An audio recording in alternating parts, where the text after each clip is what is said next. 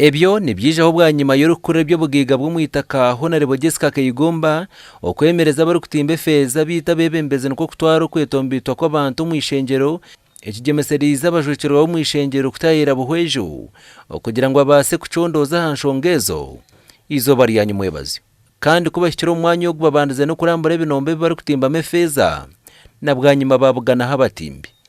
Abebembezi nibashaba minisitule kwereka abantu bakaba nibatimba ubwo baba bakitegereza amateeka ngo abo kuba bworo bweyongiire mu bantu tebakitunga sente zo kureberera amaka gabo nangu no kwebisaho. Kandi twenda ngo mbwirobo bareke kubaturgunya bareke kubatwara nk'abatwari b'Abanyuganda na n'abantu muhati baheza kubinga bariya nabo nibamininga illegally binga bariyo nibatemba butari bushyikire mbwene twabire nitwenda ngo na n'aba ministry ya energy barahusiye iteka ntwetenga gukora mu iteka eryo abantu bitu tukwenda kureba nibabonabona government nabiyeneje no misho gukora iteka eje nkora iteka yaneje no misho government emanyangu wabo tatiroho buryo bundi bwo kubaho bwo kwiyamaka sente abantu nibaza kufara bakwaho.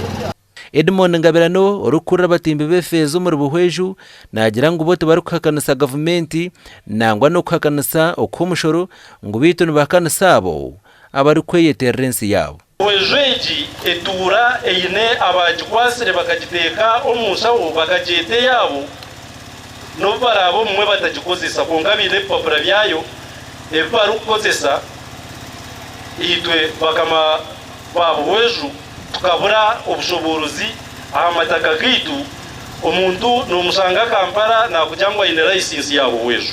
Dr. Keifa Chiwanuka obira yebembira abanyishengero ashabira okusasirwa habwaba bateganise emirimo y'abatimbe b'efeeza niko kubaraganisa kwari kwija kusiya obutumwa bwabo kugira ngo abantu bagarukeho emirimo yabo obwo bari kutereza ebyashobere.